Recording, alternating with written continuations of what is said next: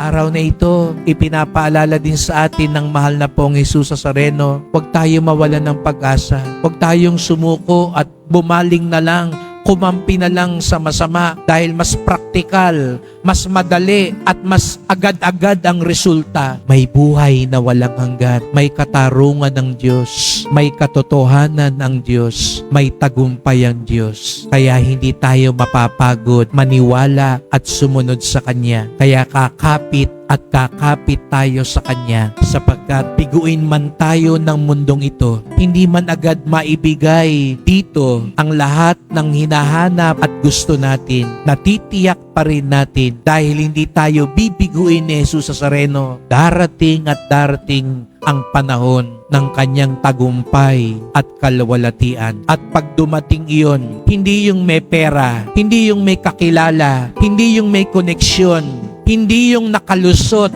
at nakapagtago ang siyang magtatagumpay, kundi yung mga nanalig, nagtiyaga at nagsumikap na sumunod sa Kanya.